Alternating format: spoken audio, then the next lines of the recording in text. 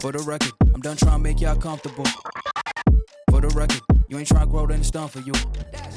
For the record, lab on me going all the way. For the record, ain't trying to link, no time to waste. For the record, for the record. Well, hey, welcome back, people. It's DSC. You got Mr. Prayers, and over here to my left, I got your boy Cash, man. What's going on? It's only the classics. We back. We back for it once again. Only the classics. So this album, we went back a little bit further. We was kind of skeptical if we wanted to do this album that was coming up right here. Yeah. But we, after much debate, like we came up with Kanye West, Graduation. Classic. Yeah. Classic. Why we pick it, man? Why in your opinion, why you felt it was right to go with this one with all of the different obvious choices? Because we know his first one was definitely a classic. It's certified, like all the way through. You know what I mean? But yeah, it's been done 100 times. Everybody's been doing it. This is like the one that I feel like people are iffy about. Some people say, I don't know some people that'll say hands down classic. Other people just, So I thought we'll revisit and tell them why it's a classic, you know? Let's go through each song. Yeah, for sure, man. I think I listened to it so much during this time. I was kind of like, I was questioning it at first because can you give somebody like 3 classics in a row? Like that's not common. You know what I mean? It's just not. So I was kind of like, all right, let me put on my critic hat. But at the end of the day, man, I just couldn't deny it. I just couldn't deny it. You can't. Like it's a couple that when they came out, man, they just came out strong, and it was just like hit after hit after hit, but just not just like hits in the moment. It was stuff that could stand the test of time. It was just, like his music label, good music. It was good music. Can't deny it. Yo, man, let's not hold the people, man. Let's get into this review. All right. Well, first, I do want to set the tone for this. Like, if y'all remember, so this was 2007, and 50 Cent was starting to take a little dip in his sales on his albums. So he thought of the bright idea to challenge Kanye to, who album gonna sell the best? And you heard, we read the 50 book and he talked about it a little bit up there. He said like, well, they was both ready to release their album. But when he told Kanye that, Kanye took it back, went back to the lab, started mixing up even more, took out this song, added more songs on there. So where I think 50 was just looking to get the bump in his sales, Kanye took that shit serious. And I thank 50 for that challenge, because this right here, this album is just hands down classic. Yeah, man, I think 50 kind of ruined it for me though, man. I wanted to keep that mystique, but in 50's book, he kind of ruined it for me, saying that everybody kind of knew Jay and everybody setting this up, that this was just all a ploy. I thought it was just like some real, random thing that they kind of put together, and it kind of came to fruition. But neither way, man, we got one good album from 50. It wasn't a classic, but it was a really solid album. It was then a solid album. Graduation, man. It was 50 going back to his basics, yeah. And then, but you remember what was on the line? He was supposed to retire to that. Yeah. I mean, he kind of did, man. Yeah. I mean, the rest of them albums weren't too tough. Only real 50 fans really kind of still messed with him after that. But yeah, man, it was a good prelude to everything. They, still had 106 in Park, and they did that whole deal, and they played it up, and they were in magazines and stuff like that. So it did what it needed to do as far as press, in my opinion. You know what I mean? So I was definitely a fan of the whole rollout. It was genius. Yeah. Well, I guess this is my dissertation, homie. This shit is basic. Welcome to the graduation. Let's get it. Yeah, man. Let's go. But so good morning, man. First track on the album. First track. How we say, man, every time you gotta set the tone, man. This is everything you supposed to do, man. But this is a little different though, in my opinion. It's super slow. It's nothing really dramatic about it. He's not giving you his life story or nothing. It's an ease in to the album, but it's still a super solid intro. Yeah. And that's exactly what it was. It was just like, it was that nice little melody and it's easing on into the album. Just like, you know what? Just take your time, relax. Let's get here. I'm about to take you on an adventure, right? And a lot different from his other ones was used to having skits and stuff right there at the beginning. And this one, let's straight getting into it with music. Yeah, it was all music, no playing around. And I think the competition part of it too kind of took over it, left no time to waste. You know, you don't want to give 50 no room on this. That's how I was thinking in 2007 when I was listening to it. But now going back, it just sounds like a solid body of work. In this first song, song just being a dope prelude to what was gonna come afterward. Yeah, and going back into it, like nowadays, I'm saying, like, man, I play this song just going into work. Like, it is that good morning little vibe. Like, oh yeah, waking up, let me get refreshed. Like, you know. Yeah, that's weird, man. I think a lot of people do that to this song, man. Like, or if you haven't heard it in a while, it kind of becomes your starter song, man, for your day, man. So this is definitely something that'll last the test of time. It's not one of them intros that's gonna blow you away, but it fits this project specifically. Yeah. So song number 2, Champion. Man, he got a lot of joints on this one, as far as that I can refer to, man. Like, real quick, the reason why, you know, we love this album is because we probably could relate to a lot of things he's saying, or the beats are just jamming. But this song, man, I think it was the second verse. Then he was like, I don't know what my dad did for though, but every school year he used to take me for a new wardrobe. And you know the rest of the lyrics, right? But that's kind of how my father was. I had no idea what he did. I knew he sold some DVDs and bootleg this, that, and the third. But somehow every single time I went back to school, I was fresher than a mug. So that line, those few bars always resonated with me, man. But yeah, this one turned up the energy a little bit. Yeah, man, it definitely turned up the energy, man. This one is like, it's like elevated, like you just conquered something, man. Like you on top of the world on this song, man. Like you the song Champion, like you really do feel that way when you pop this on. Like, this is gonna make you feel like, man, I could take down anything right now, you know? Sounds corny, but I probably used to play this song a lot during my our little physical fitness evaluations that we have to do for our job every year. This was probably one of the corny. Yeah, it is corny. Absolutely. But did you start playing it after you failed that one? Oh man, people don't know about the failure, man. You gotta keep that on the tuck, though. You know, but it wasn't played during that time frame, obviously. Yeah, nah. If this song would have been out during that time, I would have aced it, man. Yeah. All right, and then third song we got Stronger. Well, this is the single, man. I don't know what more you could say about it, man. I never got annoyed with it because it was a single. You know, I typically prefer the deep album cuts, but Stronger it fits right in here. You know what I mean? After Champion. Yep. Yeah, it definitely fits in right after Champion because it's just like more of that same little tone, but even to another, taking it to that next level up, you know what I mean? Maintaining that feel, but just elevating it slightly, just keeping you even more engaged. It's like, well, ain't this kind of like but I'm liking it. I'm liking it. It was different at the time. And it definitely was different at the time because nobody was making these techno type beats and rapping on them. You know what I mean? So this was like a different type of pocket that he was in. Once again, changing the game, changing the sound.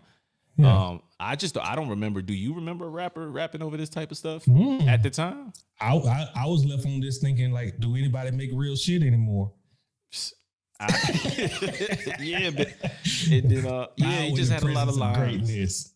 Yeah. He just had a lot of great lines in this, man. And then the techno beat, I'm like, yo, he goes from a lot of the soul samples in the first 2 albums. I mean, and then you come into this one, you got Good Morning, not too much of a soul sample, but then you got Champion with the, soul sample, but then you come to this and you like, oh, what's this new sound? What's this new sound? You know what I mean? And before you even heard the first 2 songs, you heard this. I think this was the lead single. So it's like, is this where he going with this? It sounds fresh. It sounds different. So I definitely was rolling with it from the jump. Yeah.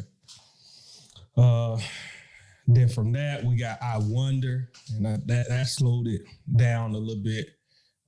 We know in all these albums they eventually like go to it and they go like bring it back down a little bit before they're gonna raise it back up to that elevation. He started a little bit earlier than most of the other ones. They usually get us by 5 or 6 tracks in before, but I ain't mad at it. It's good. Yeah, it's a nice little reset. And I'm back on my grind, a legend in my own mind. Like when he started going on that, those. Like Stronger, I Wonder. Those are like 2 songs, and Good Morning, the third song, is just like pockets where he was just giving himself ample opportunity to rap. And you know, Kanye isn't the best rapper as far as bars, but when he does spit his shit, he makes it count. Yeah. You know what I mean? And these type of beats is where he gels, man. I mean, and look, his flow on these type of songs, he makes his lines like where he may not have the most impactful. They're memorable. They're memorable lines. You know what I mean? Because you know, like when Drake used to stretch them lines out. You know what I mean? I think he kind of got it from Ye or borrowed from Ye. You know what I mean? As far as just stretching things out and just placing an emphasis on what you're saying. It's not necessarily how many words you're saying, it's what you're saying, like you was mentioning earlier, Prez. So this is definitely a good slowdown after 2 up-tempo tracks. Yeah. Next one, man. Next one is Good Life, man. So we got a little T-Pain. Hey, Kanye was already starting to mess with the auto-tune and everything, and now he throw T-Pain on here. Welcome to the good life. So, yo, man, I can't dance for shit, but this is where I do a mean old 2-step whenever this come on at the early 2000s party. Whenever people running through their early 2000s playlist, you know this is coming on, and it's fire. No matter who you listen to it around, no matter what you say, you can be a hip hop head, a lyricist, whatever. This is that one. This is just one of them ones where it can stand the test of time no matter what room you play it in. Yeah, I will say something though. I remember like in 2007 listening to this though. This kind of like when I listened to this album, I was like, okay, him and 50 are cool. They just like they putting on the show because he started using that 50 line like salt in the wound. 50 told me to go ahead and switch the style up. And if they hate, let them hate. Yeah, man.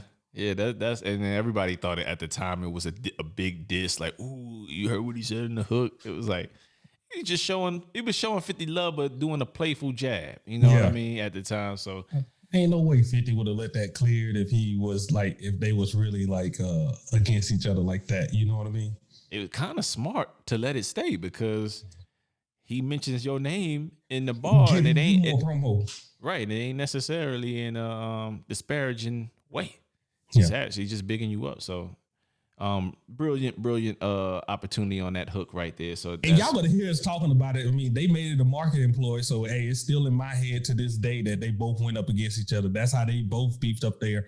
I think 50, like we said, 50 gained more off of it, but they was both using it as marketing for their album. So that's why you're gonna hear us mention both of these albums together. It's impossible when you review it not to talk about that portion. So yes, sir. Yeah, they're absolutely synonymous, man. Next one.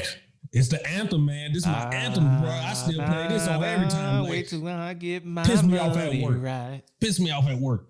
Can't tell me nothing, bro. Let me win something big at work, or let me win something big at anything at all. Anything. Bro. You can't tell me I'm talking the most shit ever to this track, man. Like I don't know what more you could say, man. Like you can remember every single bar in here, no matter if you're a rap head or if you just straight up know Kanye West. This is one of his top 10 songs in all of his discography. Hands down, no debate. And I think everybody will put it in there. Yo, I still laugh at that first line, like starting off, man. Just because, like, I had a dream that I could buy my way to heaven. Then I woke up and I brought myself a necklace or whatever he said. Like, I spent that on the necklace. That's what he says. Bro, it's just like, yeah, man, heaven can wait. I'm about to wild out. Let's go get this. Yeah, man. I'm like, man, just coming off of like the Jesus Walks type vibe. This was like Jesus Walks 2.0. Yeah. You know, with the whoa, like it just he brought that church vibe back into it. I don't even know what that sample is. It probably has nothing to do with it, but damn it, man. I'll tell you what pissed me off though. The first time I heard this song, where was Jeezy? It was just an ad lib, you know what I was waiting for the whole time, like, ooh, gonna get this Jeezy verse. Yeah, the remix quite ain't do it, man, for me. But yeah, it was just I was waiting on it because at the time I was just listening to the album, not like looking at the credits. I just wanted to get right to it, and damn. Yeah, he should have had Jeezy on the original. It would have sounded a lot better to me if I would have just had the original Jeezy version. I don't know. Just having that ad lib, just like it works too. I was just like, but man, how you get Jeezy at the time, like just as big, flaming hot. Yeah, and nah, you just doing the ad lib. Yeah, that don't happen. That don't happen at all. But yeah, top 10 Kanye track right there. Yeah. And then we got Barry Bonds. This was like his one with Lil Wayne. Man, Wayne, this is on fire, Wayne, right now. When did Carter 2 come out, man? But is this before Carter 2? It don't matter. This is prime Wayne, man. So what I did say up in here, man, I don't like this beat. I still don't like it. I didn't like it back then. I don't like it now. But it got like one line up in there that just grabs me every time. Like coming in the club with that fresh shit on. Yo, man, what? This beat don't do it for you, man? It's like what is it? The simplicity of it all, or what? Yeah, I just like when it initially come on, like I'm just like, oh, on skip. And then you hear that line, and it's like coming in the club with that fresh shit on, with something crazy on my arm or something like that, right? Yeah. Yeah. So then then I'm like, okay, I'm locked in. What you say? But see, that's to my point. Like these simple beats for rappers who make it count when they say something is the perfect backdrop for it. Like Wayne went the hell off on it. You know what I mean? And then Kanye did his thing as well, and the hook was fine. So to me, the simplistic beat actually did it justice. If they would do too much, to the beat. So I dug it, man. And this actually was after Carter 2. Okay. You know what I'm saying? So yeah, man, prime Wayne, man. I miss that guy. Yeah. Yep. And then next we got Drunken Hot Girls with Mos Def. You don't like this? No. Oh, this I love this song. I let it play. All classic albums don't have 100% accuracy. You know what I mean? They sometimes they pretty close. This is one of the ones. This is probably my least favorite song off the whole album. What? That is crazy, man. So I guess the last song, like I wasn't feeling, and this song you ate, but like Drunken Hot Girls, like yeah, that's my jam on it, bro. I play that. I just love Mos Def the way he's vocalizing on here, man. It just makes that whole song just sound good to me, man. I can listen to that. Don't do it for me, man. Don't do it for me, man. And you'd have been in the club with that one drunk, like just sloppy, like get the hell away from me. Yeah. But I've never heard this in the club. Oh no, you're not hear it in the club. Yeah. No, I'm saying they just bring you back to that feeling. Like yeah. But yeah, least favorite joint, but it's not a skip, it's just my least favorite joint. He's crazy. This song is still a great song on the album. I don't know what the hell is Cash is XP, man. Get your life together. Get your life together. All right. Next up, Flashing Lights. Back on track, Kanye. You're back on track. This is my shit, man. This is my shit, man. And the reason being is because he was just flossing on this shit the whole time. Talking, you know how Kanye talk about all this, the clothing and all the high fashion shit. But he just styling and floating on the entire track. This is the type of cocky Kanye that I like. Yeah. You know what I mean? I did notice, like, going back, listen to this, man. This dude brag a lot about all these clothing lines, man. These people was loving you back in the day, man. You was making them so much money for free, and you complaining about not being on the boards and all this stuff now, man. Hey, you was giving them free promo like crazy, man. But wasn't everybody, though? Everybody was giving everybody. Everybody was, but You look back on this. This where you messed up, Kanye. All the shout outs in the world on this one, but yeah, this my shit, man. I mean, again, like you was talking about, He was getting shout outs like he the game. You know what I mean? Just yeah. You was remember, but you was talking about this on Can't Tell Me Nothing. When you talking about going inside the club with that fresh shit. No, that was Barry Bonds. Or whatever.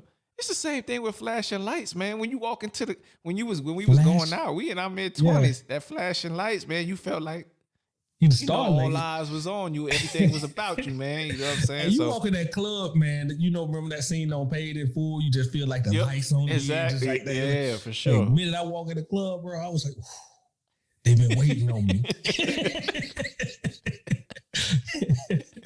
Yeah, man, for sure. Cue the slow motion. For sure, man. All right, number 10, Everything I Am. Getting back to the roots, man. DJ Premier and Kanye, man. So you talked about the 50 Cent diss. You said like everybody was taking that as a diss. I feel like it was like the biggest diss at his own like record mate or whatever he was. Like he was on Good Music. Common was on Good Music, right? Oh yeah, when he was talking about Will I Am and kind of when he was doing all those flips. No, where he said, "Come and pass on this beat," but I made it into a jam. Like, Common, you stupid. Why did you pass up on this? Common admitted to it. He admitted to it in interviews and stuff like that years later. Well, you know what I mean? But he gave you B, so you can't be that mad about it. You know what I'm saying? But yo, this is probably one of my sleeper favorite joints on here, man. Like I play this one a lot off this album, and I didn't realize how much I liked it until we went back and started listening to it to review it. So this is my shit, man. Yep. All right, the Glory. Bro, this is my happy dance, like cocky music. You know, when I'm feeling myself, right? You know, I already played the champion, and next is come up this the Glory, man. Like you just feel like everything going your way. Like can't do no wrong. Yeah, man. Like, when he was talking about the grind and stuff like that, of course, you kind of I related to it back then based on what we were doing in life, as far as whether we were working hard or working on whatever we were working on. And I kind of related to right now when he was like the grind, the nights, the early when he was mentioning no-dos and all that stuff, as far as just staying up until you get your shit done because you that passionate about it. And now you got the glory, all the things that comes from your fruits of your labor. So what was you passionate about back then? What was you doing, Cash? Go ahead, spill it. Oh, man, I was the greatest rapper that you never heard of at the time, man. You know what I'm saying? He was, man. He was out there doing this thing. Yeah, you know, I felt like I was the greatest at the time, but that was like some of the best times of my life, you know what I'm saying? As far as just making a new track, going to perform it, people actually rocking with it. Yeah. So, you know. That a couple of small venues. Yeah, small venues. You was on that grind. Yeah, definitely on the indie grind. Shout out to my homies. Still doing it. Day job didn't help you out, though. Day job didn't help you out at all. Oh, no. It definitely didn't. It did put me in some places where, you know, you couldn't really show off your talents. It is what it is, man. Yeah. All right. Then we got Homecoming. Another corny story that has nothing to do with the song, but everything to do with the song. Every time when they hit that 15 minutes, we on final descent, we're about to land. It's either this song, The Homecoming, that I play on my way to landing, or what's the other one with Eminem and T.I. on, I think it's on Paper Trail, not Paper Trail, T.I. versus T.I. Anyway, I play this song for some reason every time I'm about to land. It never fails me, and that's the corny thing that I do. But that's how certain songs stick with you, man. But Homecoming is a dope-ass song, man. Hey, you know, when the NBA All-Star game was up in there and that Common did that dope-ass intro, I still felt like this song should have been played at some point up in there. Because when you talk about Chicago, this song make me feel like I'm from Chicago. I ain't never been to Chicago. Do you think about me now and then? Yeah. Chris Martin killed this hook, though. Yeah. Yeah. And I feel that way, too, man. As soon as I walk up on the block, I'm coming home again. And then, like, yeah, boy. He had another memorable line up in here where he said, like, they want to make soul beats like you, but they not like you. Yeah. Like, it was just stupid simple, but it was just like, what did he was like, keep dropping that platinum and gold on me. Yeah. Yo, he got a lot of witty braggadocious lines on this song as well, man. And it's just splattered throughout this whole album where it's like not even called for to be flashy, but he just sneak one in, man. Homecoming is a song that I play often, man. I can't front, man. This is just a dope body of work, man. And he worked with Chris Martin a lot, man. And you saw Chris Martin on some Jay-Z projects afterwards as well. So saying it here on out though, y'all have anything in Chicago, y'all have any movie filmed in Chicago, this song need to be on it, just hands down. Like, just so when the plane landed down, it's like this song need to be playing. Y'all have it in some movies, y'all have it in like if you ever do an all-star weekend out there and don't throw this, I'm I'll make a trip out to find out whoever running that event. I think it was playing during this past year was in Chicago, I believe. I think they were playing it during the commercials and stuff like that. Oh, okay. Yeah, but they all right. Yeah. I think they were, man. All right. And then the last song on here, Big Brother. And we all know the significance of this song now, like when he was talking about it, and it was just like, like when you think you coming up and you think you're it, but you don't feel your people or the people closest to you are putting enough back into you, man. I know the feeling, man. Like it's one of those things like, man, like I just need you to like believe in me like I believe in myself. You know what I mean? We're gonna make it through this thing. Yeah, and it's a lot to say that he felt that way all while he was probably outshining a lot of his label mates as far as or surpassing expectations by far, and everybody kept getting the love from who he wanted to get the love from, you know what I'm saying, as far as Jay. And it was one of those, I don't know how to explain it. It's like when people see you doing well and they know you doing well, but never give you props for doing it, they're super proud of you, but never gonna tell you about it. Never gonna tell you. You know what I mean? And they rarely seldom show it, and it's like, damn, dog, like, can't at least say something. You know what I mean? And that's all you're looking for is that, like, hey, give me that feedback on that.